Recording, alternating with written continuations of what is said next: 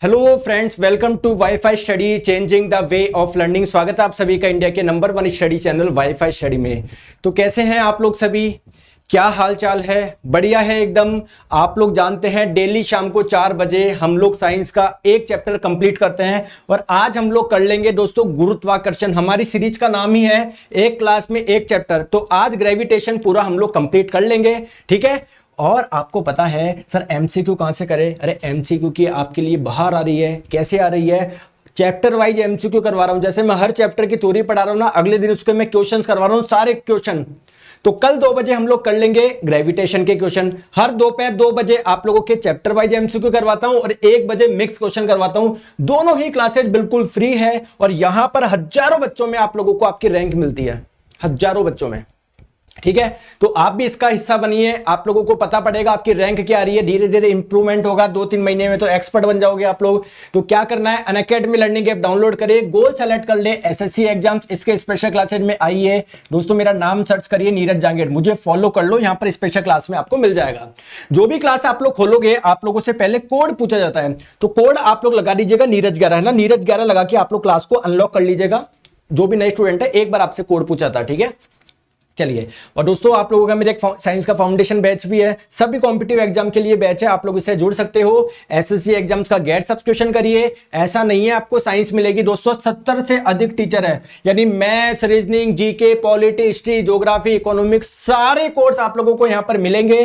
Prize आ जाएगी दोस्तों, best है। 12 महीने 24 महीने का लीजिए, नीरज 11 क्लिक करिए, नीरज 11 कोड अप्लाई करिए, है ना, टाइप करिए, उसके बाद में आपको डिस्काउंट मिल जाएगा। और 1 साल के सब्सक्रिप्शन पे 4 महीने का एक्स्ट्रा मिल रहा है, 2 साल के सब्सक्रिप्शन पे भी 4 महीने का एक्स्ट्रा मिल रहा है। तो ये आप लोग ये ले सकते हैं। और जिनको बैंक की भी तैयारी करनी है तो एसएससी बैंक का कॉम्बो भी अवेलेबल है। बैंक के सारे कोर्स, एसएससी के सारे कोर्स, सारे एसएससी के टीचर, बैंक के सारे टीचर का आप लोग कोर्स मिल जाएगा। 7,999 में 1 साल का सब्सक्रिप्शन है। कोड यहां पर यूज कर लीजिएगा नीरज 11। चलिए स्टार्ट करें ग्रेविटेशन। ग्रेविटेशन स्टार्ट करते हैं, सभी जुड़ जाओ। जुड़ने में देरी क्यों करते हो पहले तो ये बताओ आप। Good evening sir, good evening आप सभी को, आप सभी को भी गुड इवनिंग।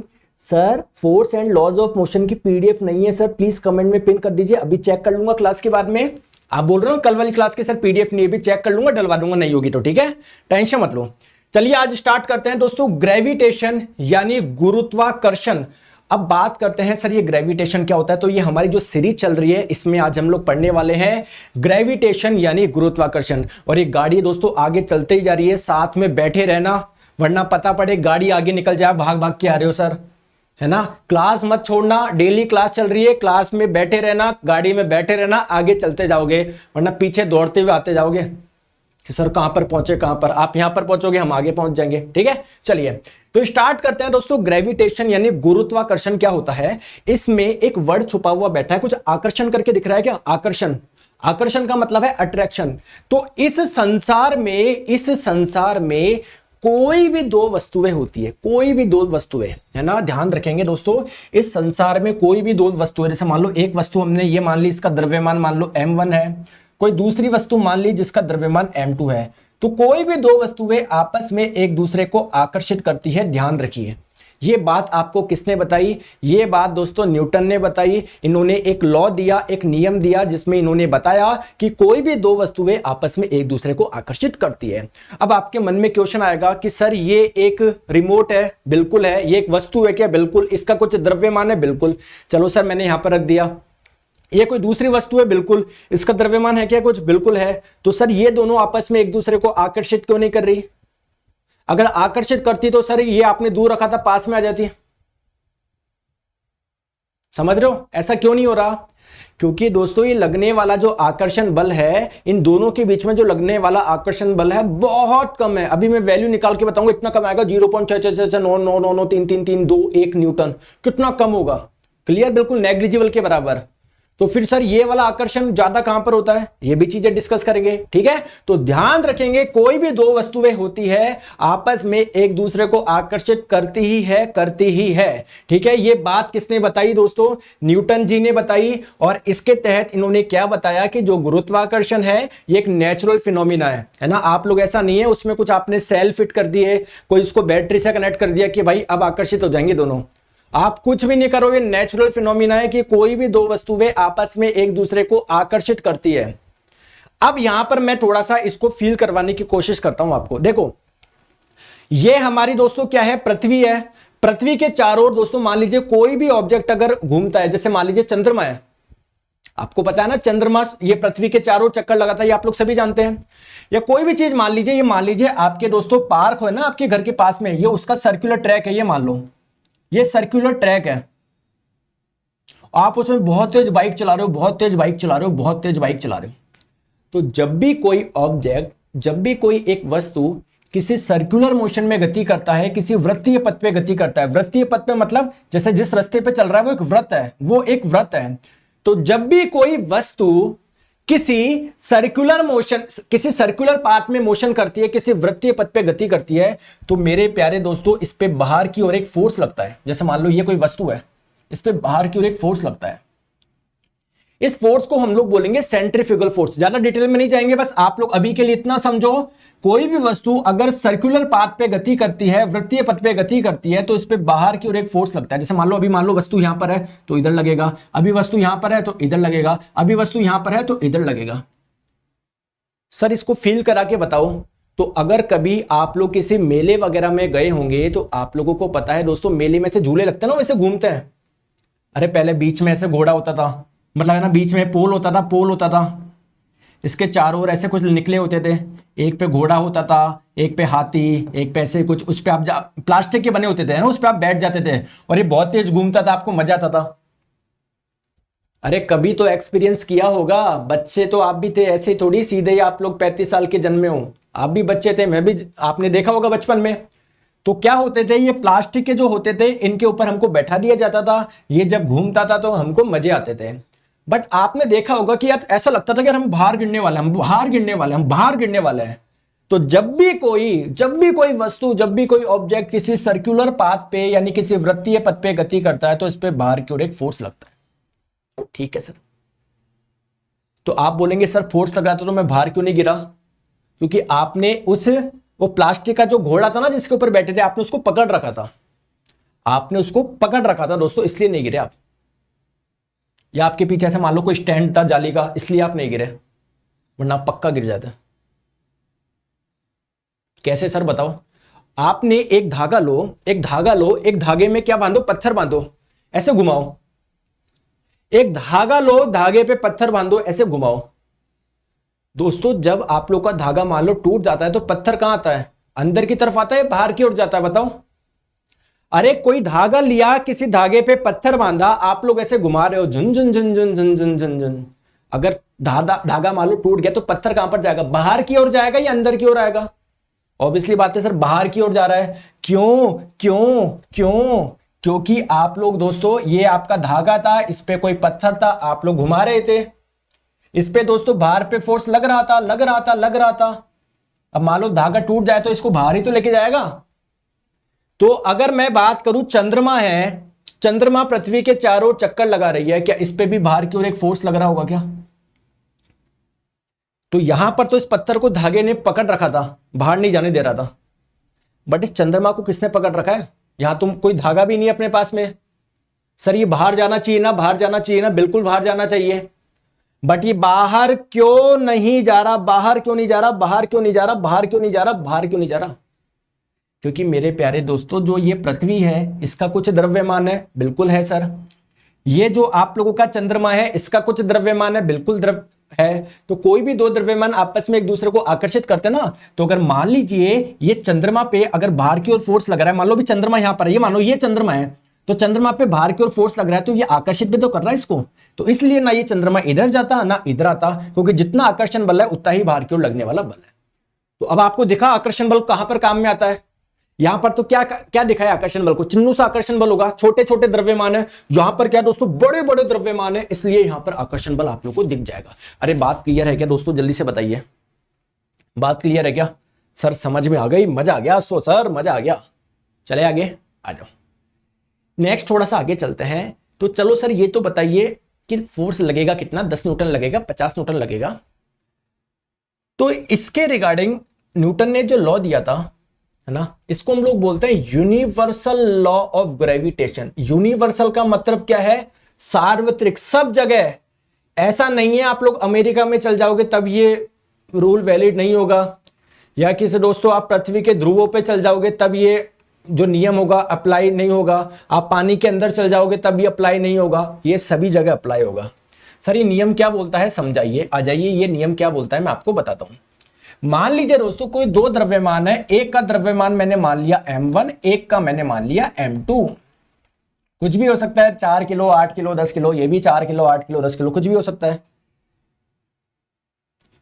सीएम चंदन जी बोल रहे हैं सर पीडीएफ क्यों नहीं डाल रहे। अरे पीडीएफ आपकी क्लास के बाद डल तो रही है, और कैसे डाले, है ना, ठीक है, आ जाओ। और इन दोनों के बीच की जो दूरी है उसको कितना माने, जल्दी से बताओ कि सर दूरी को इतना मानो। तो चलो इन दोनों के बीच की जो दूरी है, ये कलर तो यार बेकार हो जाएगा, नॉर्मल कलर ही यूज करते हैं, नॉर्मल पेन ही। तो इन दोनों के बीच की दूरी को मैं मान लेता हूं, दोनों के बीच की दूरी को r। आपको पता है कोई भी द्रव्यमान एक दूसरे को आकर्षित करते हैं, तो इस द्रव्यमान पे कोई फोर्स लग रहा होगा क्या जो इसकी तरफ खींचने की कोशिश कर रहा होगा, बिल्कुल। मतलब इस द्रव्यमान को आकर्षित कौन कर रहा है, ये वाला, कि आ मेरे तरफ, और ये वाला द्रव्यमान इसको आकर्षित कर रहा है कि आ मेरी तरफ। तो इस पे भी फोर्स लग रहा है और इस पे भी फोर्स लग रहा है, और इसी फोर्स को तो हम लोग क्या बोल रहे हैं, आकर्षण बल बोल रहे हैं। इसी को तो हम लोग क्या बोल रहे हैं, आकर्षण बल बोल रहे हैं, अट्रैक्शन फोर्स बोल रहे हैं, ठीक है। मेरे प्यारे दोस्तों ध्यान रखिए, जितना फोर्स इस द्रव्यमान पे लग रहा है उतना ही फोर्स इस द्रव्यमान पे लगेगा। मतलब जितने फोर्स से ये अट्रैक्ट हो रहा है उतना ही फोर्स से ये भी अट्रैक्ट होगा। अगर इस पे एफ फोर्स लग रहा है तो इस पे भी एफ फोर्स ही लगेगा। अब क्वेश्चन ये है कि सर ये एफ की वैल्यू निकालूं कैसे मैं, फॉर्मूला बताओ कोई। तो ध्यान रखिए, इस यूनिवर्सल लॉ ने क्या बोला कि किन्हीं भी दो द्रव्यमान के बीच में जो लगने वाला फोर्स होता है, लगने वाला जो आकर्षण होता है, वो दोनों द्रव्यमान के समानुपाती होती है। ये बात बताई पहली बात। इसका मतलब क्या है, अगर ये और ये ज्यादा होंगे तो लगने वाला फोर्स ज्यादा होगा। भाई डायरेक्टली प्रोपोर्शनल का मतलब क्या है, जैसे मैंने आप लोगों को बोला कि आपकी जो हाइट है वो प्रोपोर्शनल है आपकी एज के। इसका मतलब क्या होता है, अगर एज बढ़ेगी, आप लोगों की आयु बढ़ेगी, तो आपकी हाइट भी बढ़ेगी। प्रोपोर्शनल का मतलब ये होता है, प्रोपोर्शनल, समानुपाती, समान अनुपाती, मतलब जिस अनुपात में एज बढ़ रही है उसी अनुपात में आपकी हाइट भी बढ़ेगी, ठीक है। तो सेम यहां पर है दोस्तों, आपका अगर m1 और m2 बढ़ेंगे, दोनों द्रव्यमान अगर बढ़ेंगे, ज्यादा भारी लोगे आप द्रव्यमान, तो उनके बीच में लगने वाला आकर्षण बढ़ेगा। पहली बात तो ये बताई किसने, यूनिवर्सल लॉ ने। दूसरी बात क्या बताई, दूसरी बात ये बताई कि जो लगने वाला आकर्षण बल है ना, वो इनवर्सली प्रोपोर्शनल है आर स्क्वायर के। देखो इनवर्सली का साइन क्या होता है, इधर देखो समझो। जैसे अभी आपने बोला था एफ डायरेक्टली प्रोपोर्शनल है, समानुपाती का चिन्ह होता है ये m1 m2 के, यानी इन दोनों के गुणनफल के समानुपाती है। मतलब ये दोनों, इनका गुणनफल जितना ज्यादा होगा, दो द्रव्यमान ज्यादा भारी लोगे तो ऑब्वियसली बात है गुणनफल ज्यादा होगा, लगने वाला आकर्षण ज्यादा होगा। दूसरी बात क्या बताई, दूसरी बात क्या बताई, दूसरी बात क्या बताई कि इनके बीच में जो लगने वाला आकर्षण बल है ना, वो इनकी दूरी के व्युत्क्रमानुपाती होगा, इनवर्सली प्रोपोर्शनल होगा। इनवर्सली प्रोपोर्शनल का मतलब क्या है, जैसे मैंने आप लोगों को बोला, कि आपकी हेल्थ है ना, आपकी हेल्थ है वो इनवर्सली प्रोपोर्शनल है आपकी बाहर के खाने की आदत की, बाहर का खाने की आदत की। इसका मतलब क्या है, इसका मतलब क्या है, अगर आपके दोस्तों बाहर का खाने की आदत बहुत ज्यादा होगी, जैसे कोई व्यक्ति होता है ना हर दूसरे दिन बर्गर, पिज्जा, सैंडविच चाहिए, घर का खाना ही पसंद नहीं आता, तो अगर आपके बाहर के खाने की आदत बहुत ज्यादा होगी तो ये क्या होगी, बहुत कम होगी, आपकी हेल्थ अच्छी नहीं रहेगी, बेकार रहेगी, लो रहेगी। ये होता है इनवर्सली प्रोपोर्शनल का मतलब। व्युत्क्रमानुपाती का मतलब क्या होता है, अगर एक चीज बढ़ रही है तो दूसरी चीज घटेगी। और आपको पता है यूनिवर्सल लॉ ने यही बताया कि अगर इन दोनों के बीच की दूरी को आप बढ़ाओगे ना तो लगने वाला आकर्षण कम होगा। और ये कॉमन सेंस भी है यार, कि नहीं, दो व्यक्ति को आप लोग पास पास रखो, उनमें बहुत अट्रैक्शन रहेगा, बहुत प्यार रहेगा।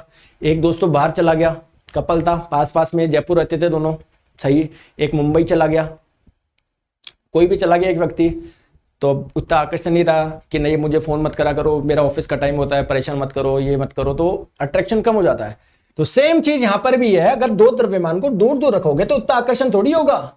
इसलिए तो हम लोग बोल रहे हैं कि दो द्रव्यमान के बीच में लगने वाला जो आकर्षण होता है वो उनकी दूरी के व्युत्क्रमानुपाती होता है, यानी दूरी बढ़ेगी तो क्या होगा, आकर्षण कम होगा। लेकिन केवल दूरी के नहीं दोस्तों, दूरी के स्क्वायर के व्युत्क्रमानुपाती। दूरी के स्क्वायर का व्युत्क्रमानुपाती का मतलब पता क्या है, दूरी को आपने अगर दुगुनी कर दी ना तो फोर्स 1/4 हो जाएगा। मतलब आर स्क्वायर, देखो स्क्वायर देखो, मतलब पहले दूरी मान लो कुछ थी, मान लो आर थी, अब आपने दूरी को क्या कर दिया दोस्तों, ज्यादा कर दिया, आर की जगह 2r कर दिया, 2r का स्क्वायर 4r स्क्वायर, यानी अब 1/4 हो जाएगा ना। तो आप लोग ध्यान रखेंगे दूरी के वर्ग के व्युत्क्रमानुपाती होता है, मतलब अगर दूरी बढ़ाई ना तो और तेजी से आप लोगों का फोर्स घटेगा, बहुत ज्यादा तेजी से, उसका स्क्वायर के रेट से ना। ठीक है, ठीक है, चले दोस्तों आगे चले, पढ़ लो इधर, आशु को पढ़ लो। एक एग्जांपल मिला नहीं, मजा आ गया आपको, आ जाओ। दूसरी चीज क्या होती है दोस्तों, ध्यान रखिए, अब इन दोनों को मिला के एक बात तो आपको यह बताई मैंने, एक बात आपको मैंने बताई है, बात क्लियर है क्या? पहली बात मैंने आपको यह बताई, दूसरी बात मैंने आपको यह बताई। इन तीनों को मिला के मैं ऐसे लिख सकता हूं क्या, इन तीनों को मिला के मैं ऐसे लिख सकता हूं क्या? किसी को कोई दिक्कत तो नहीं है? लिख दो यार, सर क्या दिक्कत है, इससे क्या पता पड़ रहा है, m1 m2 बढ़ेगा तो फोर्स बढ़ेगा, आर स्क्वायर बढ़ेगा तो फोर्स कम होगा। दोस्तों जब भी ध्यान रखो, फिजिक्स पढ़ो, केमिस्ट्री पढ़ो, बायोलॉजी पढ़ो, मैथ्स पढ़ो, जब भी एक समानुपाती का चिन्ह हटता है ना तो एक कांस्टेंट आता है। अब सर मुझे इसका कॉन्सेप्ट आज तक समझ में नहीं आया है, क्या चक्कर होता है जब समानुपाती का चिन्ह हटता है तो कांस्टेंट आता है, कांस्टेंट आता है। सर मैंने रट लिया, मेरे को रटवाया गया था, आप भी रटवाओगे क्या? थोड़ा समझा दो ना यार, आ जाओ। तो दोस्तों मान लीजिए, इधर देखो, आप पैदा हुए, आपकी उम्र थी मान लो 3 साल, ठीक है, क्लियर है क्या? ध्यान समझना, मतलब अरे पैदा हुए तो आपकी उम्र तो 1 दिन थी, लेकिन अभी आप समझो। मैं जैसे मान लो हमने देखा, हमने क्या देखा कि जब व्यक्ति 3 साल का होता है तो उसकी जो हाइट होती है वो होती है 1 फीट, देखा हमने देखा जब वो 6 साल का होता है तो उसकी हाइट होती है दोस्तों 2 फीट, नहीं रुको, हमने देखा जब वो 4 साल का होता है, जब हमने देखा वो 4 साल का होता है, ऐसे ही एक डाटा ऐसे ही है, इसको सीरियसली मत लेना, तो वो 2 फीट का होता है। हमने देखा जब वो 5 साल का होता है तो वो 4 फीट का होता है। फिर हमने देखा जब वो 6 साल का हो जाता है तो वो 8 फीट का हो जाता है। 6 साल में 8 फीट का बना दिया अपन ने उसको, कोई बात नहीं।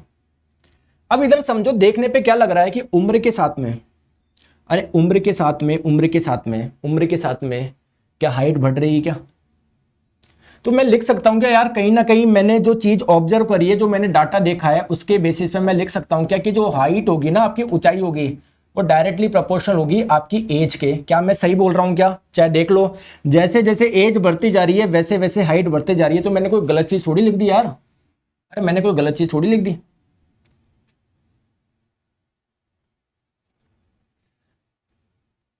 तो आप लोगों को पता है यार, अगर हाइट बढ़ रही है एज के साथ में तो कोई एग्जैक्ट कुछ रिलेशन भी बन रहा होगा कि इतने पे इतनी, इतने पे इतनी। आइए देखते हैं दोस्तों, जब उसकी हाइट 1 फीट थी, कब थी? जब वो 3 साल का था, ठीक है। तो मैंने क्या करा, मैंने करके देखा हाइट, अच्छा डबल आ रहा है, मतलब जब उसकी एज मान लो 1 वर्ष थी, है ना, 1 वर्ष का मतलब जैसे मान लो 3 वर्ष थी तो 1 का, अगले वर्ष ये, अगले वर्ष ये, अगले वर्ष ये। इसको एक काम करो, 1 2 3 4 कर लो, अच्छे से समझ लो। पहले साल मान लो 1 फीट का था, दूसरे साल मान लो 2 फीट का था, तीसरे साल मान लो 4 फीट का था, चौथे साल में 8 फीट का था। तो आपने बोला जब भी एक प्रोपोर्शनल का साइन हटता है तो कांस्टेंट आता है। मैंने लिख दिया यहाँ पर h बराबर, मैंने उस कांस्टेंट का नाम लिख दिया, कुछ भी लिख दो, x लिख दो, और h को लिख दिया मैंने। इस x का मान क्या रखूं मैं, इस x का मान क्या रखूं जिससे सेटिस्फाइड हो जाए? तो अगर दोस्तों x का मान ये देखो यार, समझ गए ना, x का मान आप 2 रखोगे है ना, एज मान लो अगर 2 है, अच्छा डाटा यार बैठ नहीं रहा यार, ये समझ गए ना। मतलब ये जो कांस्टेंट होता है ना, वो क्या होता है, वो आपको एग्जैक्टली बताता है कि भाई किस रेशो में बढ़ रहा है। आपने ये तो बता दिया कि हाइट बढ़ रही है एज के प्रोपोर्शन में, किस रेशो में बढ़ रही है। जैसे मान लो अगर वो 1 बढ़ रही है तो ये 2 गुना बढ़ रहा है, उतना ही बढ़ रहा है, या 1 बढ़ा तो 4 गुना हो रहा है, क्या हो रहा है, तो वो बताएगा आपको कांस्टेंट, है ना। कांस्टेंट आपको क्या बताता है कि चलो हमने मान लिया समानुपाती है, मतलब जैसे वो बढ़ेगा ये भी बढ़ेगा, बट एग्जैक्टली किस रेशो में बढ़ेगा, कितने गुना में बढ़ेगा वो तो बताओ, तो वो बताता है आपको कांस्टेंट, ठीक है। तो यहां पर भी दोस्तों एक कांस्टेंट आया था।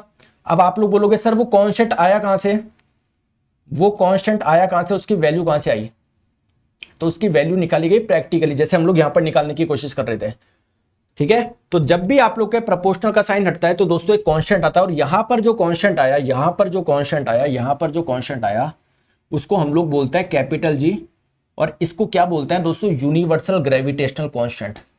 यूनिवर्सल यानी सार्वत्रिक गुरुत्वाकर्षण नियतांक इसको बोलते हैं, सार्वत्रिक गुरुत्वाकर्षण नियतांक इसको बोला जाता है।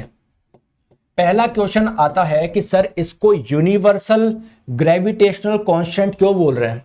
यूनिवर्सल का मतलब क्या है दोस्तों, इसकी जो वैल्यू होती है ना वो सभी जगह सेम रहती है। यूनिवर्सल का मतलब है सभी जगह सेम है। कितनी होती है, आपसे पूछे 6.67 इंटू 10 की पावर -11, और इसका मात्रक क्या आएगा देख लो।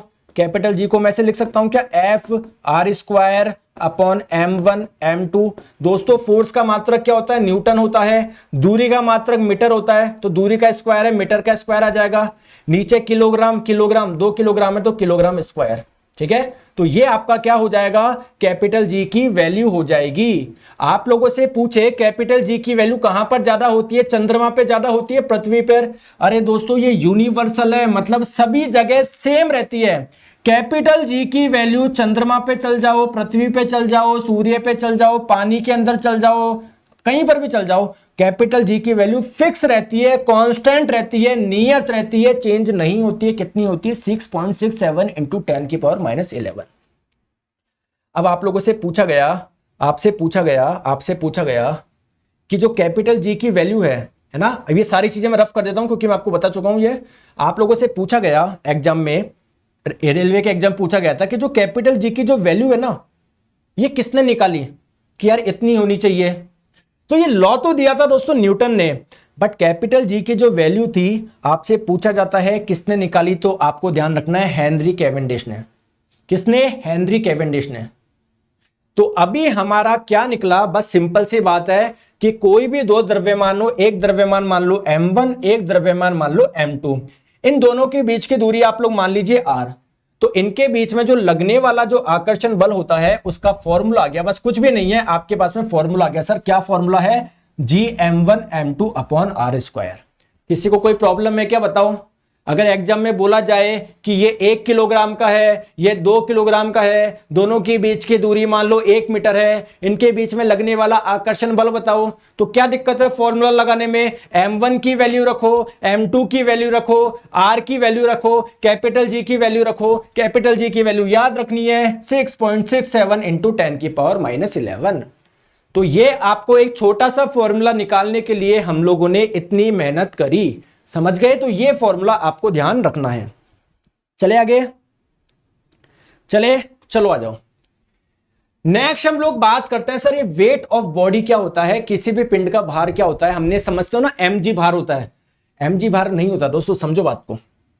इधर आओ, जैसे मान लीजिए कोई भी एक m द्रव्यमान की कोई वस्तु है ना, एक बार रुकिए, ठीक है।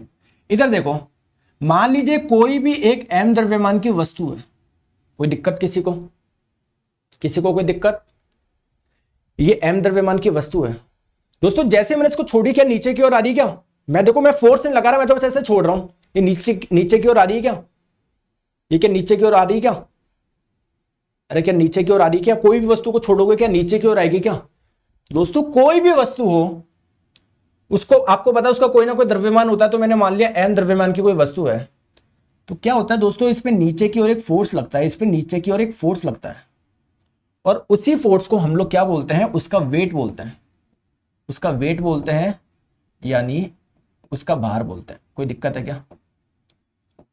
जैसे मैंने आपको बोला कि इस वस्तु पे नीचे की ओर फोर्स मान लो 60 न्यूटन लग रहा है, तो ये 60 न्यूटन क्या है? इसका भार है। ठीक है, अब बात आती है कि सर किसी भी वस्तु का हम लोग वेट निकाल कैसे सकते हैं? भार का कोई फॉर्मूला है क्या? बिल्कुल दोस्तों, भार का एक फॉर्मूला है और आपने हमेशा से ध्यान रखा है, वो फॉर्मूला होता है m इंटू जी।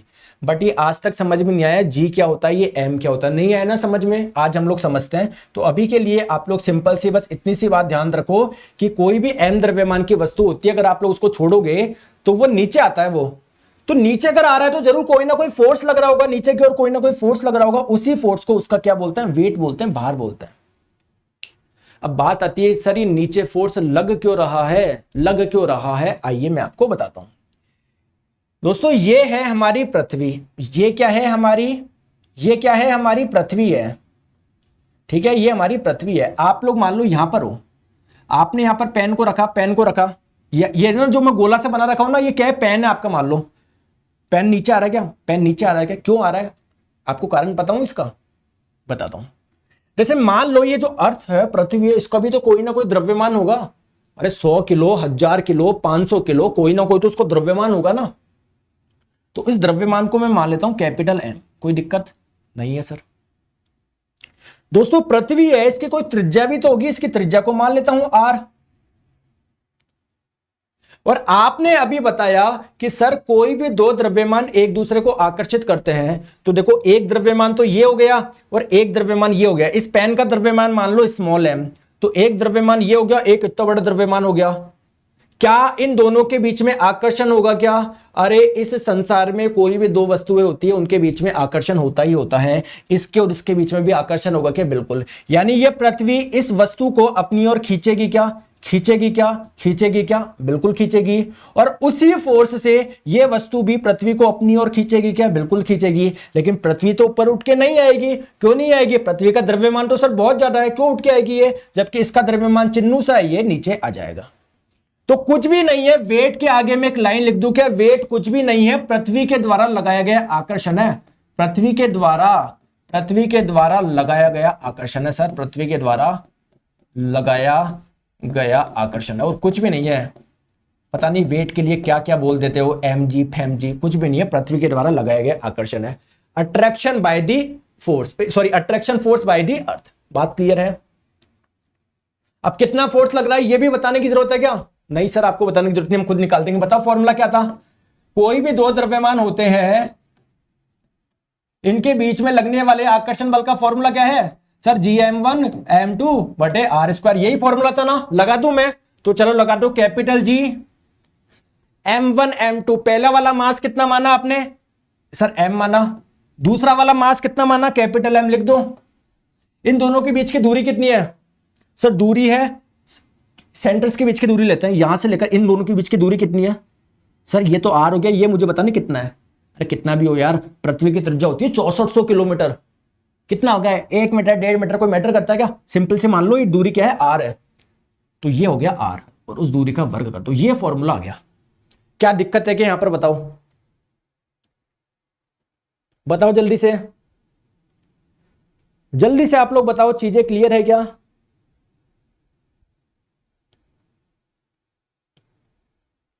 जल्दी से बताइए, चीजें क्लियर? किसी को कोई दिक्कत तो नहीं है? और इसी को ये पृथ्वी जिस आकर्षण बल से किसी वस्तु को खींच रही है, अरे दोस्तों मैंने ये पेन छोड़ा, नीचे क्यों आ रहा है? क्योंकि पृथ्वी दोस्तों इसको खींच रही है। मैं ऊपर गया, मैं वापस नीचे क्यों आया? क्योंकि पृथ्वी मुझे आकर्षित कर रही है। समझ में आ गया क्या? कितने बल से आकर्षित कर रही है सर? ये मान, ठीक है। अब दोस्तों आप लोगों ने कल देखा था फोर्स की वैल्यू क्या होती है? Mass into acceleration.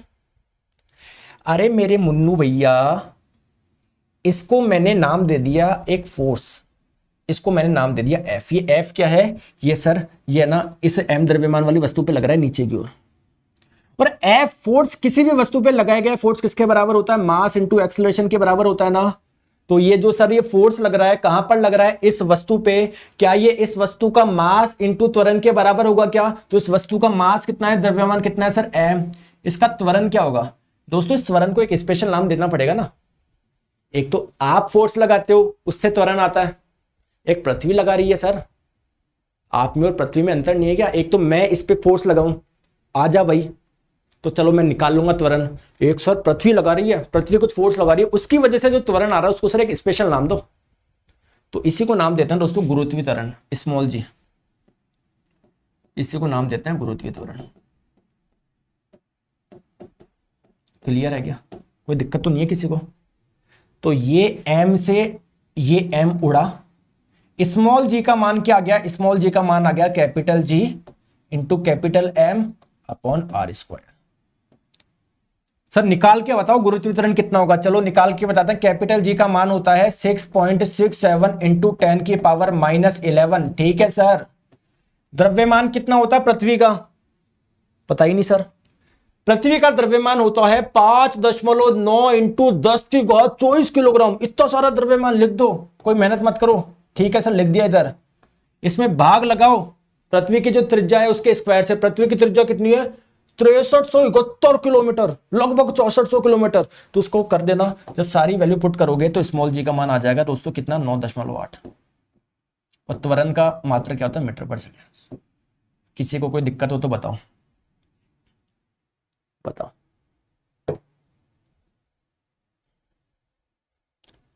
बताओ जल्दी से, जल्दी से बताइए।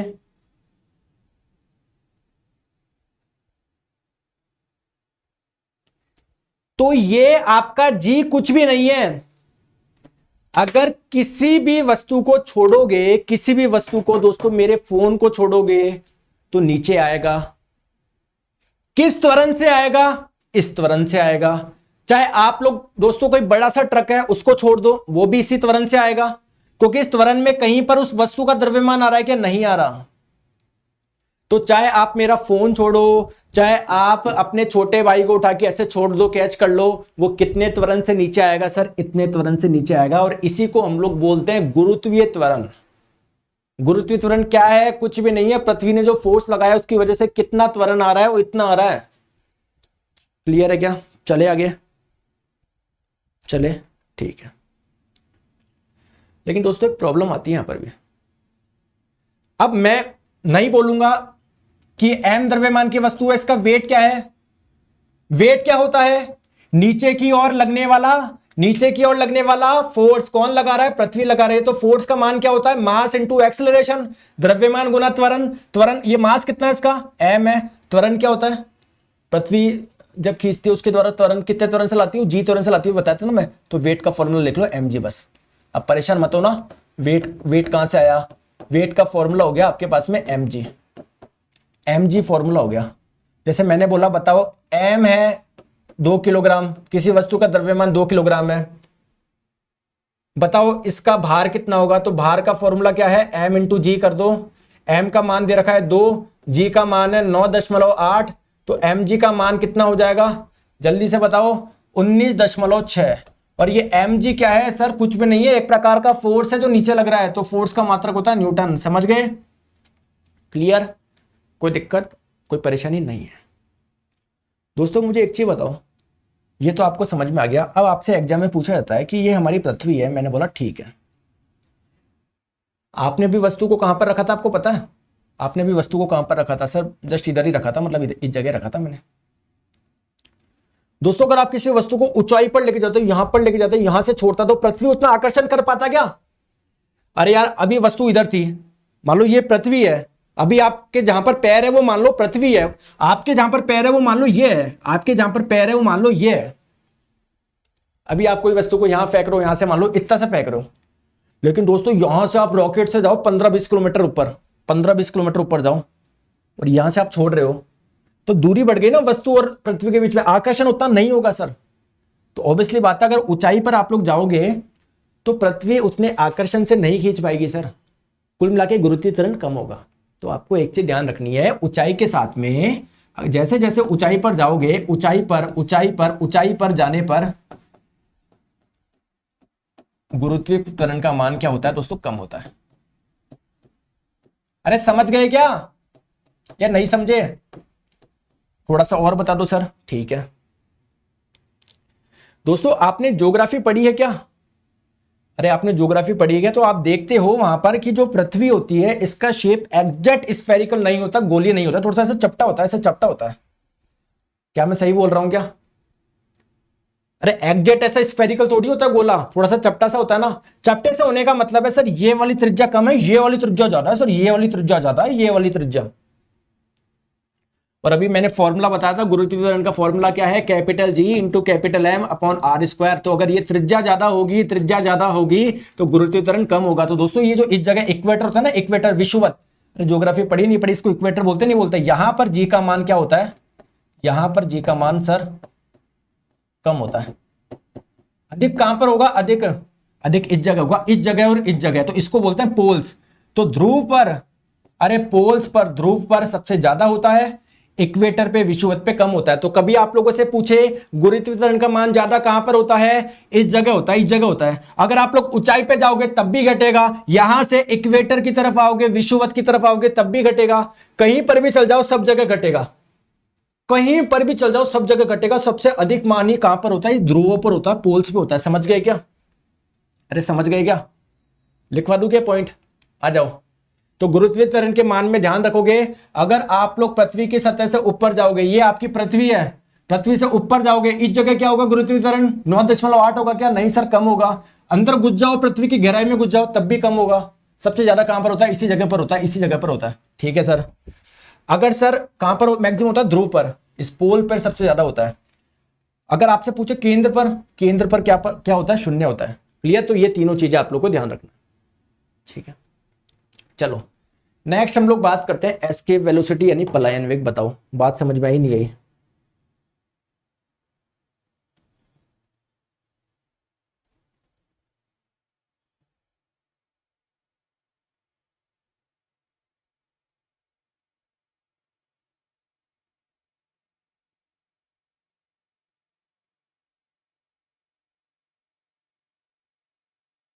सुना है 20 जीन से एंटीपेसी होगी। What is difference between mass and weight? Sir कौन सा पोल में ज्यादा एंड स्मॉल, पहले तो दो चार के डाउट लेता हूं मैं। देखो दो चार के डाउट लेता हूं मैं। डाउट बताओ, डाउट क्या है? तो कैसे इक्वल होगा सर? सर कौन से पोल में ज्यादा ग्रेविटी होगा? सर एक्सेलरेशन और स्मॉल जी में डिफरेंस क्या है? इक्वेटर पे कैपिटल जी कम होता है। ये जो एक व्यक्ति बोल रहा है ना इक्वेटर पे कैपिटल जी कम होता है, एक पत्थर लो और मेरे सिर पे मार दो आप, मेरा जीवन में रहना कोई वो नहीं है अब। क्यों सर? पढ़ा तो रहे हो। तो पढ़ाने का क्या मतलब, जब मैंने चिल्ला चिल्ला के बताया कैपिटल जी को क्या बोलते हैं, यूनिवर्सल ग्रेविटेशनल कांस्टेंट। कहां पर भी चल जाओ सब जगह वैल्यू फिक्स रहेगी। पृथ्वी पर रहो, चंद्रमा पर जाओ, अपने रजाई के अंदर छुप जाओ, पानी के अंदर चल जाओ, ध्रुव पर चल जाओ, इक्वेटर पे चल जाओ, सभी जगह फिक्स रहेगी। अगर फिक्स नहीं रहती तो मैं इसकी वैल्यू लिख पाता क्या? मैं 6.67 क्यों लिख पा रहा हूं मैं? क्योंकि सभी जगह फिक्स है।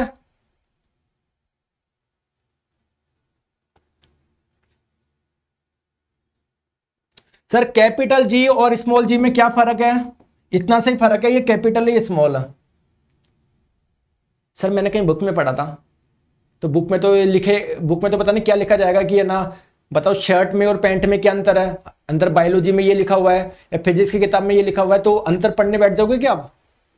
कुछ भी अंतर नहीं है। ये जो बच्चे बेवकूफ होते हैं, कंफ्यूज होते हैं, उनके लिए डाला जाता है। ये क्या कोई कोई है ही नहीं, बस इसका ये कैपिटल है बड़ा यार, ये एक अलग चीज है, यूनिवर्सल ग्रेविटेशनल कांस्टेंट है, ये गुरुत्वाकर्षण है। पढ़ो आगे।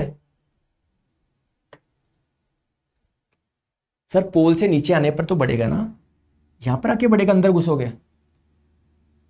मैंने क्या बोल दिया, इस जगह मैक्सिमम है, इस जगह 9.8 है, दोनों ही जगह 9.8 मीटर पर सेकंड स्क्वायर है।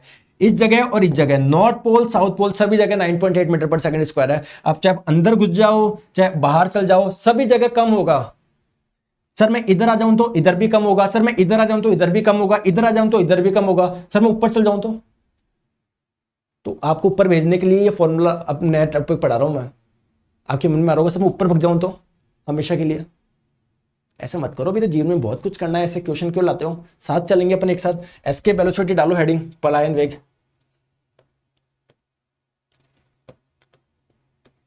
ठीक है। तो एस्केप का मतलब क्या होता है, पलायन का मतलब क्या होता है, आपने खूब न्यूज में सुनते होंगे, पुलिस वाली डंडों की वजह से वहां से भीड़ पलायन कर गई। पलायन का मतलब है भाग जाना, एस्केप का मतलब क्या होता है, भाग जाना, एग्जिट कर जाना। ठीक है।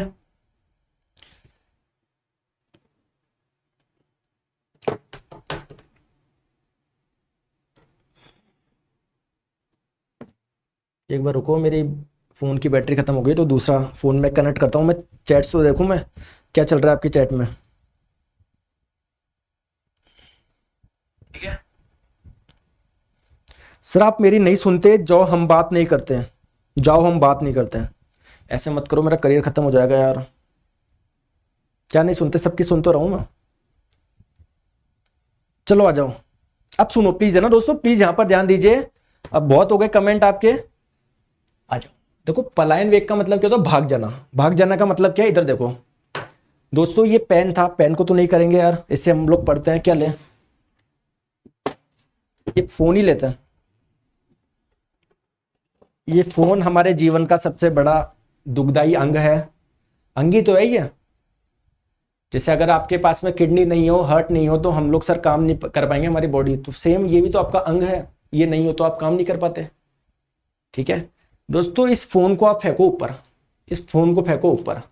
फोन को आपने ऊपर फेंका तो सर ये तो नीचे आ गया, फोन को आपने ऊपर फेंका तो नीचे आ गया। सर थोड़ा सा और तेज फेंको, फिर आ गया सर, और तेज फेंको, सर थोड़ा सा हाइट पे गया बट नीचे आ गया। दोस्तों इसको इतना तेज फेंको, इतना तेज फेंको, कभी जिंदगी में लौट के नहीं आया दोस्तों। इसी को जिस वेलोसिटी से आप फेंकोगे उसी को हम लोग बोलेंगे एस्केप वेलोसिटी, यानी पलायन वेग। उसी को आप लोग क्या बोलोगे, एस्केप वेलोसिटी, पलायन वेग। समझ में नहीं आया सर, वापस समझाओ, इधर आओ। ये पृथ्वी है, यहां से आपने दोस्तों कोई अपना फोन उछाला, कुछ भी उछाला, वापिस आ गई। इसको इतना तेज वेग दो, इसको इतना तेज वेग दो कि कभी लौट के नहीं आए, भग जाए यहां से, हमेशा के लिए भग जाए, उसको हम लोग बोलेंगे एस्केप वेलोसिटी, यानी पलायन वेग। तो दोस्तों पलायन वेग वह न्यूनतम वेग है, मतलब इतनी वेलोसिटी तो आपको देनी पड़ेगी अगर आप चाहते हो यार लौट के नहीं आए, तो कोई ना कोई तो मिनिमम वेलोसिटी होगी ना यार, कि यहां तक दे दोगे ना तब निकल जाएगा वो। ऑब्वियसली बात है, उससे ज्यादा पर तो निकलेगा ही निकलेगा, लेकिन मिनिमम बताओ, मिनिमम कितनी है। तो दोस्तों उसी को हम लोग बोलते हैं पलायन वेग। तो इसका फॉर्मूला मैं बता देता हूं दोस्तों, एस्केप वेलोसिटी का पलायन वेग का एक फॉर्मूला होता है।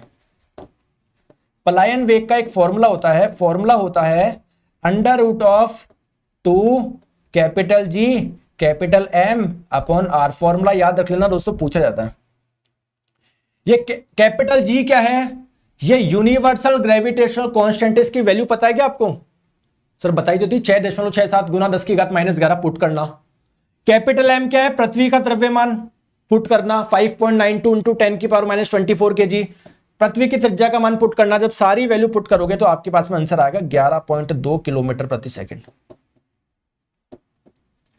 मेरे प्यारे दोस्तों, पहले तो आप मुझे एक छोटी सी बात बता दो, क्या इस फॉर्मूले में जो वस्तु आप लोग फेंक रहे हो उसका द्रव्यमान आ रहा है क्या, नहीं आ रहा। सर पृथ्वी का द्रव्यमान आ रहा है, पृथ्वी की त्रिज्या आ रही है और कैपिटल जी आ रहा है, पर अब जो वस्तु आप लोग फेंक रहे हो उसका तो कुछ ले ही नहीं रहा, उसकी लंबाई क्या है, उसकी चौड़ाई क्या है, उसका द्रव्यमान क्या, उसमें कुछ आ रहा है क्या, नहीं, और आपके पास में आंसर निकाल के बता दिया। तो दोस्तों चाहे आपके पास में छोटे से छोटी कोई चीज हो, आप बड़े से बड़ी कोई चीज हो, किसी भी चीज को अगर इतनी वेलोसिटी से फेंकोगे ना कभी लौट के नहीं आएगा, और इसी वेलोसिटी को हम लोग बोलते हैं दोस्तों एस्केप वेलोसिटी, यानी पलायन वेग। बात क्लियर है क्या, क्लियर है क्या, अरे क्लियर है क्या बताओ। अब आपके मन में क्वेश्चन आएगा, बोले सर आज मैं छत पे जाके फेंक के देखूंगा मैं, आपने वेलोसिटी बता दी sir, thank you so much, मुझे नहीं पता था इससे वेलोसिटी फेंकने पर कोई चीज वापस नहीं आती। एक लड़का है सर मुझे परेशान करता है, उसको फेंकना है मुझे, थैंक यू आपने मुझे स्पीड बता दी, आज फेंक दूंगा, कभी लौट के आएगा नहीं, बहुत परेशान करता है मुझे। बेटा वेलोसिटी तो देखो, 11.92 किलोमीटर प्रति सेकंड, मतलब इतनी वेलोसिटी, एक सेकंड में 11 किलोमीटर पहुंच जाए। 11 किलोमीटर का मतलब पता है आपको, मतलब अगर आप बाइक चलाओगे ना तब आप जाके आधे घंटे में वहां पर पहुंचते हो, तो इतना तेज फेंकना है एक सेकंड में वहां पहुंच जाए, एक सेकंड में। इतना तेज दम है क्या आप में, नहीं है सर। तो ये तो कोई मशीन वगैरह से लॉन्च हो सकता है। तो दोस्तों अगर एक सेकंड में अगर आप मतलब इतना खतरनाक वेलोसिटी दे रहे हो कि एक सेकंड में इतना पहुंच जाए, तो वो फिर लौट के थोड़ी आएगा यार। जब आपने उसके बाद को इतनी ताकत दे दी तो इतनी ताकत वाला पृथ्वी पे रख के करेगा भी क्या? वो तो अपने आप को ही दोस्तों भगवान समझने लग जाएगा, तो फिर उसको आगे तो भेजेंगे, ऊपर ही तो भेजेंगे। क्लियर है सर? फील करवाओ, फील करवाओ, फील कराता, जाओ देख इधर आओ दोस्तों। 11.2 किलोमीटर का मतलब क्या है? लगभग 11.2, चलो छोड़ो, इधर आओ। ये देखो, एक दोस्तों कैनन बॉल थी। पहले तो बताओ कैनन बॉल किसको पता है? कैनन बॉल क्या होता है? कैनन बॉल होता है ना दोस्तों, कैनन से फायर होती है। जैसे आपने मूवी वगैरह में देखे होंगे, जैसे तोप के गोले छोड़े जाते थे ना, तोप के गोले छोड़े जाते थे। वैसे मान लो तो दोस्तों कोई गोला है जो बाहर निकल रहा है। आपने पृथ्वी पर यहां पर रखा, अपनी तोप रखी, तोप से कोई गोला छोड़ दिया। और दोस्तों एक चीज और मुझे बताओ, मैंने क्या दिशा बताई क्या आपको? कि दिशा ऐसे होनी चाहिए, ऐसे होनी चाहिए, ऐसे होने चाहिए, ऐसे। आप तो दोस्तों कैसे भी फेंक दो, ऐसे फेंक दो, ऐसे फेंक दो, ऐसे फेंक दो। आपने अगर इतना वेग दे दिया ना, कभी लौट के वापस नहीं आएगा, निकल जाएगा, निकल जाएगा। वो ऐसे, कोई ऐसे निकलेगा, कोई ऐसे, वो डिपेंड करेगा आप कहां पर फेंक रहे हो। बट आपसे पूछा जाता है कि क्या एस्केप वेलोसिटी का मान एंगल ऑफ प्रोजेक्शन पे डिपेंड करता है कि नहीं करता? आप कैसे भी फेंको, ऐसे फेंको, ऐसे फेंको, ऐसे। आपने ये वेग दे दिया तो निकल जाएगा। ठीक है, अब आ जाओ दोस्तों, यहां पर जो ये कैनन बॉल है ना, कैनन बॉल देखो, यहां से फायर हुई थी, यहां से फायर हुई थी, देखो वापस देखो, यहां से फायर हुई थी। उसको वेग कितना दिया था? 8000 मीटर पर सेकेंड। आपको पता है क्या एस्केप वेलोसिटी का मान है? 11.2 किलोमीटर प्रति सेकेंड। इसका मतलब लगभग 11,200 मीटर पर सेकेंड। आपने जो वेग दिया ना इसको, अभी देखो, आपने जो वेग दिया ना, 8000 ही दिया है। अगर इतना देते तब वो भागता, 8000 ही दिया है, तो दोस्तों क्या पृथ्वी के चारों ओर ही रहेगा क्या? पृथ्वी इसको अपनी ओर आकर्षित करके रखेगी क्या? देखो पृथ्वी के चारों ओर ही घूमता रहेगा। आपने कोशिश तो बहुत करी थी कि निकल जाओ यहां से, पृथ्वी के बाहर से निकल जाओ, चला जाए इस पृथ्वी से, बट वो गया नहीं, क्योंकि उसको वेग कितना चाहिए था? वेग चाहिए था इतना, आप तो इतना ही दे रहे हो। अब की बार आपने क्या किया दोस्तों? अब की बार आपने वेग दिया इसको इतना, 11,200 मीटर पर सेकेंड आपने वेग दिया दोस्तों। देखो बाहर जाता जा रहा है ना, ये पृथ्वी बेचारी इसको आकर्षित ही नहीं कर पा रही, ये जाता जा रहा है यार। जबकि यहां पर देखो पृथ्वी ने इसको आकर्षित करके वापस अपनी ओर खींच लिया, जबकि ये दोस्तों जाता जा रहा है, ये जाता जा रहा है, जाता जा रहा है, जाता जा रहा है। देखो क्यों जाता जा रहा है? क्योंकि इस बार आपने जो वेलोसिटी दी है वो 11,200 मीटर पर सेकंड की दी है। क्या ये बात समझ में आई क्या?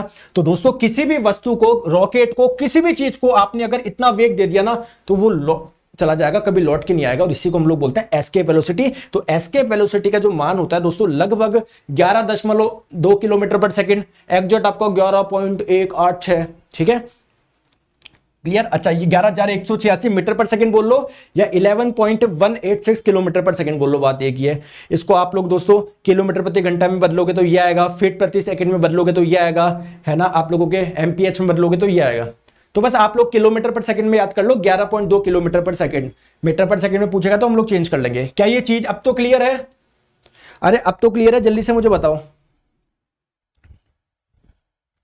अरे ये चीज क्लियर है नहीं है, पहले बताओ।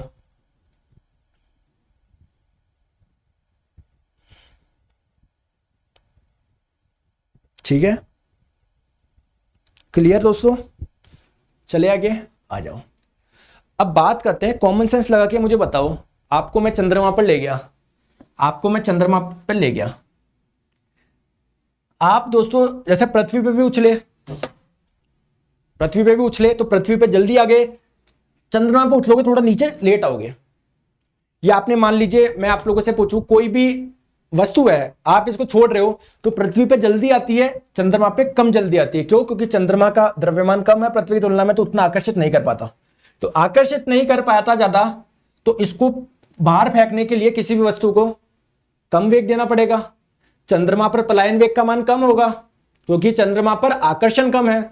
बात समझ में आ गई बात को? दोस्तों एक पॉइंट में यहां पर करवाना भूल गया आपको कि जो जैसे पृथ्वी पे गुरुत्वाकर्षण कितना है, 9.8 है ना, 9.8 है ना। जैसे मान लो कोई m द्रव्यमान की वस्तु है, आई एम सॉरी, इधर देखो प्लीज, इधर देखो प्लीज, इधर देखो प्लीज, इधर देखिए दोस्तों। भार का फॉर्मूला क्या होता है? भार का फॉर्मूला, वेट का फॉर्मूला m/g होता है सर। तो पृथ्वी पर कितना होगा? द्रव्यमान इंटू 9.8।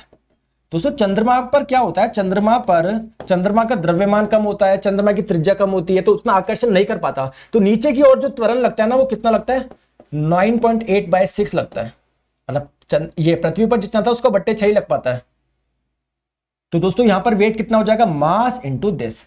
यहां पर कितना था, देश, यहां पर बट्टे 6 आ रहा है ना, तो ध्यान रखोगे चंद्रमा पर जो गुरुत्वीय त्वरण है वो भी बट्टे 6 हो जाता है और भार भी बट्टे 6 हो जाता है। द्रव्यमान पे कोई प्रभाव नहीं पड़ता। ऐसा नहीं है कि 1 किलोग्राम का दोस्तों ये पेन है, इधर अर्थ पे चंद्रमा पे जाओगे तो 1.5 किलोग्राम का बन जाएगा, ये आधा किलोग्राम का बन जाएगा, ऐसा कुछ भी नहीं है।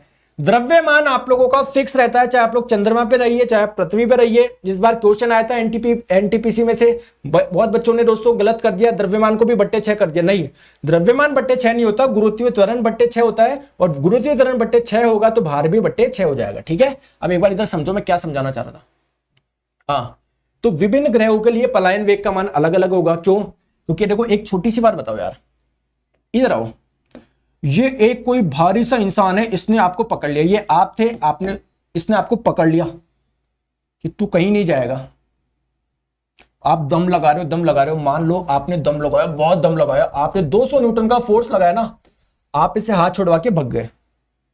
अब एक चिन्नू सा बच्चा है, उसने आपका हाथ पकड़ रखा, नहीं जाएगा कहीं पर, तो आपको कितना फोर्स लगाना पड़ेगा, 200 न्यूटन का लगाना पड़ेगा क्या? आप थोड़ा सा लगाओगे, अरे हट यार, कितना 4-5 न्यूटन में काम हो जाएगा, 4-5 न्यूटन में काम हो जाएगा। सिमिलरली दोस्तों पृथ्वी आपकी बहुत बड़ी है, इसका द्रव्यमान ज्यादा है, ज्यादा आकर्षित करती है। चंद्रमा आपका इसके कंपैरिजन में कम है तो ज्यादा आकर्षण नहीं कर पाता, तो थोड़ा सा लगाओगे वेग निकल लोगे। तो जैसे आपके पृथ्वी पर चाहिए था 11.2 किलोमीटर प्रति सेकंड, चंद्रमा पर इतना नहीं चाहिए, चंद्रमा पर तो बहुत कम चाहिए। तो अलग अलग ग्रह पे दोस्तों पलायन वेग का मान अलग अलग होता है। कौन कौन से होता है देखो सर, ये याद करना जरूरी है क्या? याद मत करो यार, लेकिन यार चंद्रमा का पूछा गया था, मून का याद रखो यार, मून बहुत इंपॉर्टेंट है, आरपीएफ के में पूछा गया था। हालांकि मून के कोई याद नहीं रखे जाते, बट आरपीएफ में पूछा गया तो आप लोग याद रखोगे। मून का क्या होता है, 2.38 किलोमीटर प्रति सेकंड। जैसे पृथ्वी पर कितना था, लगभग 11.2 किलोमीटर प्रति सेकंड था ना, वैसे आप लोगों का चंद्रमा पर कितना होगा, 2.38 किलोमीटर प्रति सेकंड। ठीक है, चलो आ जाओ। चलिए अब सर ये ऑर्बिटल वेलोसिटी क्या है, कक्षीय वेग भी बता दो थोड़ा सा। आप लोगों को पता है दोस्तों सैटेलाइट क्या होता है? सैटेलाइट आपको पता है सैटेलाइट क्या होता है? सैटेलाइट कोई भी ऐसी चीज जो पृथ्वी के चारों ओर चक्कर लगाती है। अगर ये पेन भी पृथ्वी के चारों ओर चक्कर लगाएगा तो उसको मैं सैटेलाइट बोल दूंगा। दोस्तों कुछ आप लोगों के नेचुरल सैटेलाइट होते हैं, जैसे चंद्रमा जो है आपने जाके थोड़ी लॉन्च किया है, वो तो पहले से लॉन्च हो रहा है, पहले से पृथ्वी के चारों चक्कर लगा रहा है, तो वो नेचुरल सैटेलाइट है।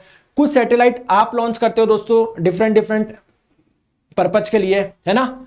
तो जैसे मान लो आपने कोई रॉकेट, ये आपने कोई सैटेलाइट लॉन्च कर दिया, भाई आपको देखना है कि जो पृथ्वी के चारों ओर की फोटो भेजता रहे आपको। आपने एक लॉन्च कर दिया ना, अरे आपने एक सैटेलाइट को लॉन्च कर दिया कि पृथ्वी के चारों ओर घूम और पृथ्वी की फोटो भेजता रहे मुझे कि कैसे कैसे फोटो लगती है पृथ्वी की। ठीक है, आपने लॉन्च कर दिया। अब दोस्तों ऐसा तो है नहीं कि पृथ्वी से कुछ हाइट पर गए आप और छोड़ दिया अपने आप घूमने लग जाएगा, नहीं दोस्तों, उसको कुछ वेग देना पड़ेगा। आपको क्या देना पड़ेगा, स्टार्टिंग में कुछ वेग देना पड़ेगा, कुछ वेग देना पड़ेगा।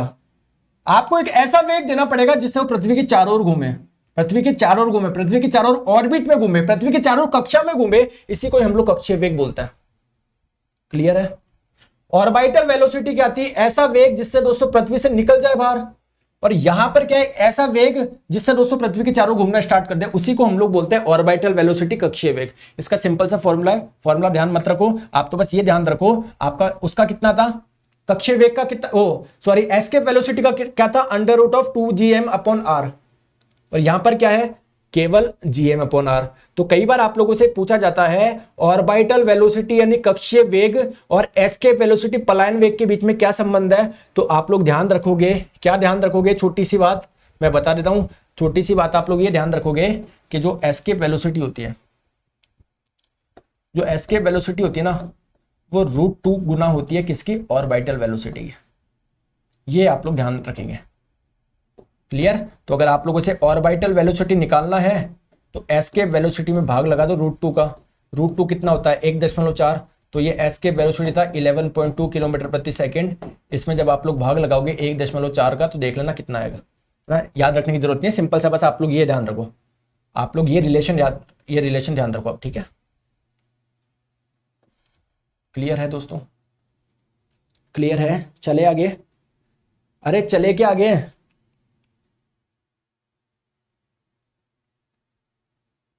आज टॉपिक कंप्लीट होगा, थोड़ा सा और बचा है, आई होप आपको समझ में आ गया होगा।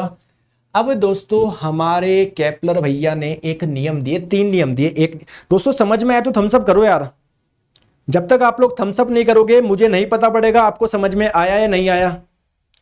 मैं फोन में आपके कमेंट देख रहा हूं, सामने लैपटॉप की बैटरी चली गई है। सर लास्ट तक पलायन वेलोसिटी यही रहनी चाहिए क्या, या ऊपर जाने पर उसकी वेलोसिटी कम भी तो होगी?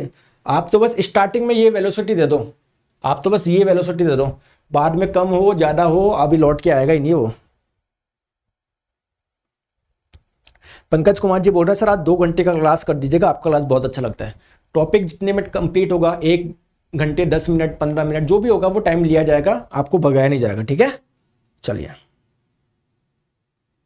चलो अब समझ लो दोस्तों केपलर लॉ क्या है प्लानेटरी मोशन से। प्लानेटरी मोशन से क्या मतलब है दोस्तों, आपको पता है जो प्लानेट होते हैं ना, ग्रह, जैसे पृथ्वी भी एक प्लानेट है। क्या पृथ्वी सूर्य के चारों ओर चक्कर लगाती है कि? बिल्कुल। तो बहुत सारे ग्रह हैं जो सूर्य के चारों ओर चक्कर लगाते हैं, ठीक है। कैसे चक्कर लगाते हैं? जैसे मान लो ये पृथ्वी अपने अक्ष पे तो घूमती है, साथ में ये सन के भी चारों ओर चक्कर लगाती है। जैसे मान लो ये मेरा हाथ सन है तो सन के भी चारों ओर चक्कर लगाती है और अपने एक्सिस पे भी घूमती है ना। तो सिमिलरली आपको पता है कई प्लैनेट है जो कि ये सन के चारों ओर चक्कर लगाते हैं।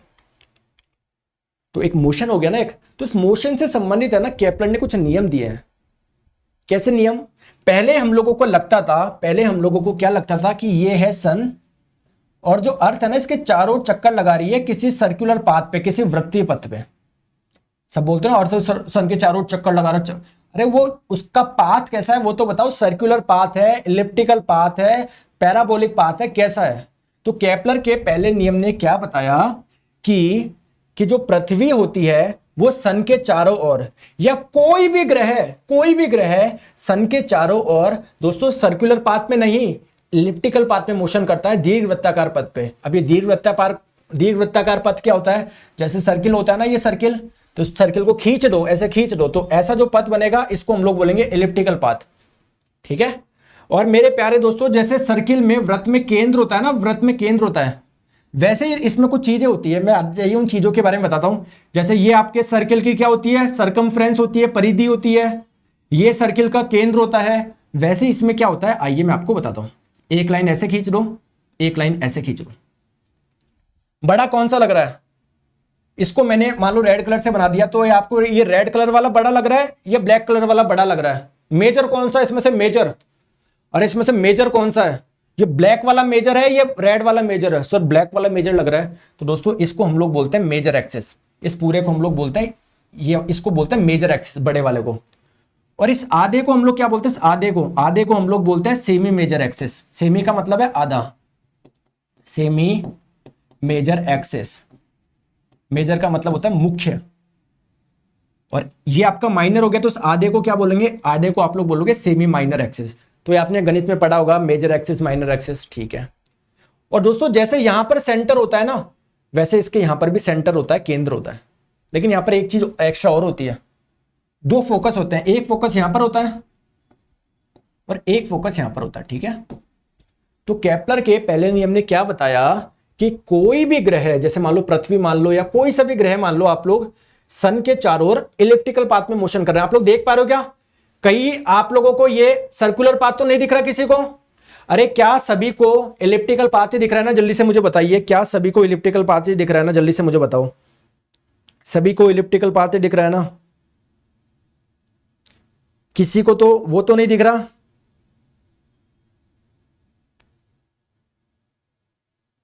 बताओ, किसी को सर्कुलर तो नहीं दिख रहा, सभी को इलिप्टिकल दिख रहा है ना?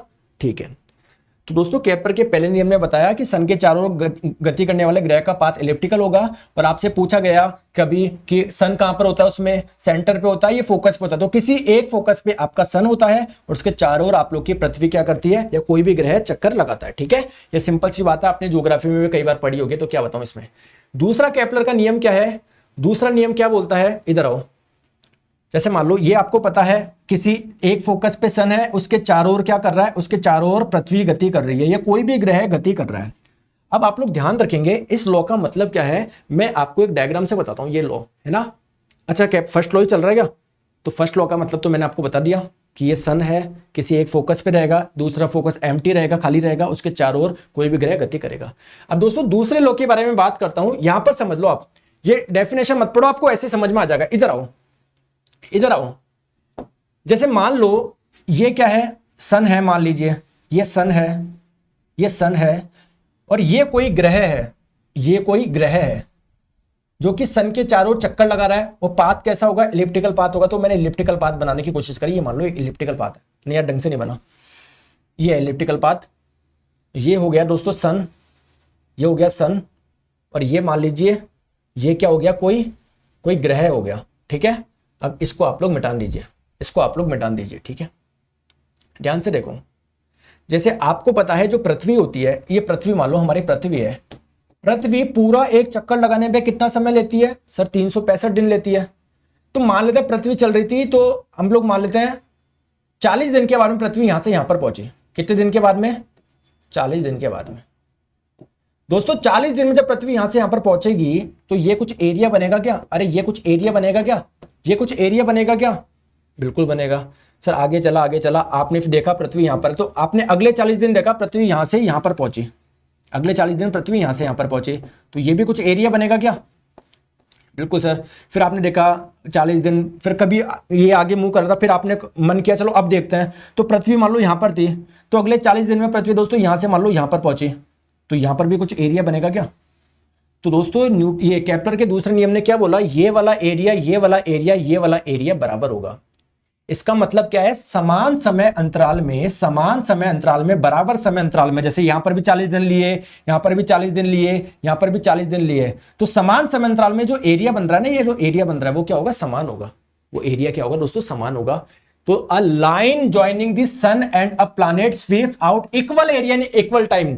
मतलब यहां से जब यहां पर जब पृथ्वी जा रही है, तो जो एरिया स्वेप्ट कर रही है, जो एरिया साफ कर रही है, स्वेप्ट का मतलब ये तो सफाई करना। तो देखो पहले यहां पर था, अब ऐसे गई तो एरिया बना, फिर यहां से यहां पर एरिया बना, तो ये सभी एरिया बराबर होंगे आपके, है ना, ठीक है। तो ये आपके सेकंड लॉ था, ठीक है। थर्ड लॉ के बारे में बात करते हैं। थर्ड लॉ बहुत बहुत बहुत सिंपल, बहुत बढ़िया, बहुत अच्छा।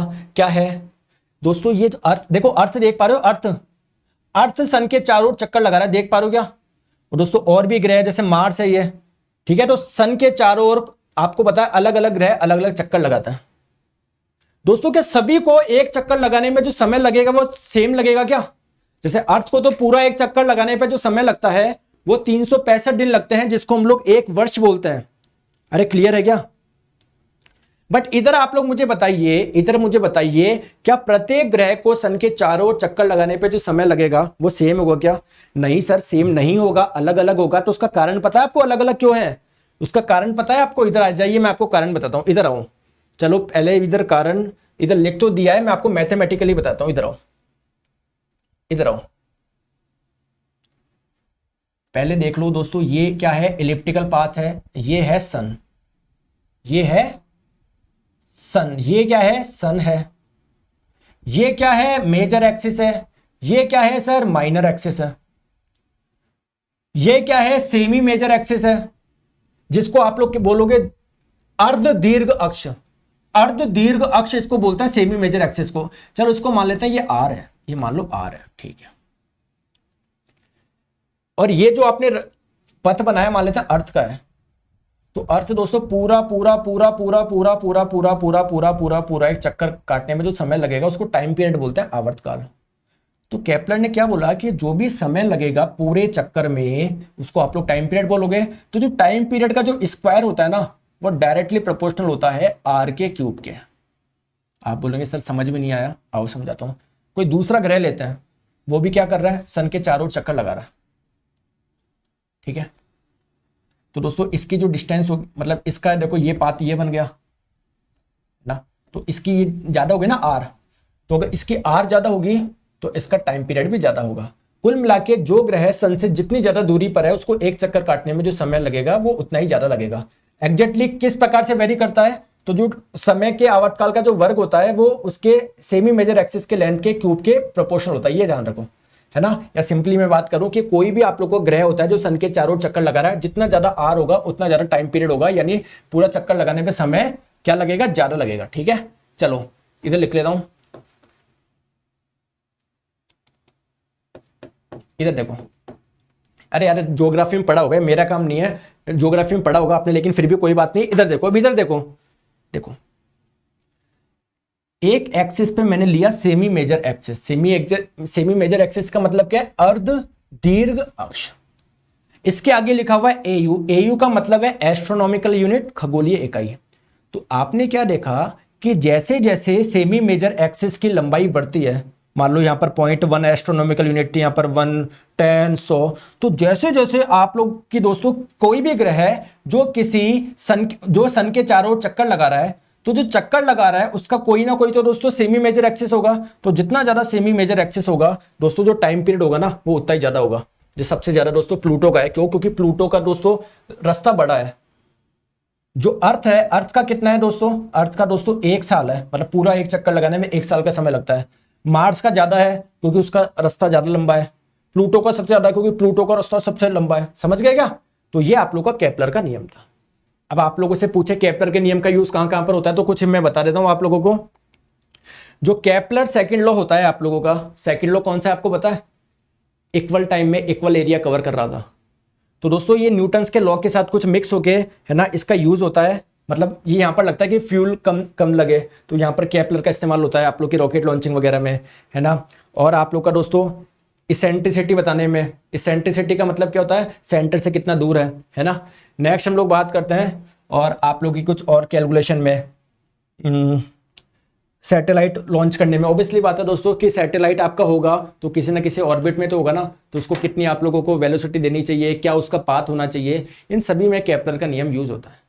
तो ये आपका ग्रेविटेशन वाला चैप्टर था। और जैसे मैंने बताया था एक दिन में एक चैप्टर, तो आज अपना ग्रेविटेशन कंप्लीट हो गया। सर ग्रेविटेशन में किस प्रकार से क्वेश्चन पूछे जाते हैं, लाइव चैट में मैंने लिंक दे दी दोस्तों। डेली 2 बजे चैप्टर वाइज एमसीक्यू करवा रहा हूं। कल मैं करवाऊंगा आप लोगों को ग्रेविटेशन के दोपहर 2 बजे। 1 बजे ये तो जिंदगी भर चलती रहे, पहले से चल रही थी और जिंदगी भर चलेगी। तो दोनों में शानदार आपको एमसीक्यू की बाहर मिल रही है, आपको यहां पर रैंक भी मिलती है।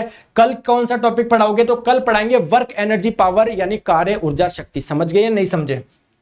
समझे या नहीं समझे? क्लियर? कल पढ़ाएंगे वर्क एनर्जी पावर। यहां पर आप लोगों को आपकी रैंक भी मिलती है। तो क्या करें sir? Unacademy learning app download करें, गोल सेलेक्ट करें, वहां पर आप एसएससी एग्जाम्स इसके स्पेशल क्लासेज में आइए दोस्तों। मेरा नाम सर्च करिए नीरज जांगेड़, मुझे फॉलो कर लो दोस्तों। एक चीज और बता दूं क्या आपको, मैं एंडोक्राइन सिस्टम पूरा करवा चुका हूं सुबह 9:30 बजे यूट्यूब पे। जिसको नहीं पता हो बता दूं, मैं 9:30 बजे बायोलॉजी पढ़ाता हूं। मैं एंडोक्राइन सिस्टम पूरा करवा चुका हूं। उसका शाम को 6 बजे टेस्ट लूंगा मैं कल अनअकैडमी पे ना। वो कल वाली चलो सुबह वाली क्लास का है, सुबह वाली क्लास में बताएंगे, है ना। तो आप लोग दोस्तों क्या करो, मेरी प्रोफाइल को फॉलो कर लो, आपको वहां पर मिल जाएगी क्लास खोलोगे तो एक बार कोड पूछा जाता है, तो कोड में आप लोग लगा दीजिए नीरज 11, ठीक है। और आप लोग मेरे फाउंडेशन बैच के साथ में जुड़ सकते हो। सभी एग्जाम के लिए आप लोग का बैच है, बिल्कुल बेसिक से सब कुछ चीजें हम लोग पढ़ रहे हैं। आप लोग को ऐसा नहीं है साइंस ही मिलेगा दोस्तों, सारे सब्जेक्ट मिलेंगे। साइंस पढ़ के सेलेक्ट हो गए क्या? आपको हिस्ट्री भी पढ़नी पड़ेगी, पॉलिटी भी पढ़नी पड़ेगी, history, geography, economics, maths, reasoning. तो आप लोगों को सब्सक्रिप्शन में सब कुछ मिलेगा यार, ठीक है, सब कुछ मिलेगा। हर क्लास की शानदार पीडीएफ है। सभी टीचर की क्लास नहीं है, ऐसा नहीं है, मेरी क्लास मिलेगी दोस्तों। नीरज 11 कोड लगाओगे मेरे साथ में, बाकी सभी टीचर्स की क्लास आप लोगों को मिलेगी, ठीक है। बाइलिंगुअल कंटेंट होगा, जो कोर्स कंप्लीट हो चुके हैं वो भी आप लोग देख सकते हो। वीकली टेस्ट सीरीज मिलेगी। तो एसएससी एग्जाम्स का गेट सब्सक्रिप्शन करिए, यहां पर प्राइस आएगी, कोड लगाइए नीरज 11 और आप लोग पाइए डिस्काउंट। समझ गए बात को? ठीक है सर। और कुछ विशेष यहां पर डिस्काउंट बिल्कुल 4 महीने का एक्स्ट्रा मिल रहा है 1 साल के सब्सक्रिप्शन पे आप लोगों को। 2 साल का सब्सक्रिप्शन प्राइस भी कम होती है, यहां पर भी 4 महीने का एक्स्ट्रा मिल रहा है। और अगर आप लोग कॉम्बो चाहते हो, आप लोग को पता है सीईटी वगैरह की आगे प्रिपरेशन होगी आप लोगों की, एग्जाम जब होगा, तो एसएससी बैंक का जो कॉम्बो है वो ले सकते हो। बैंक के भी सारे कोर्स मिल जाएंगे आपको, कई बैंक की तैयारी करनी है तो दोस्तों यहां पर आप लोगों का पहले प्राइस ये थी, अभी प्राइस ये चल रही है, ले लीजिए। प्राइस हाइक हो सकता है, कोड लगा लीजिएगा नीरज 11, ठीक है। Thank you so much. तो आज के लिए इतना रखते हैं, ठीक है।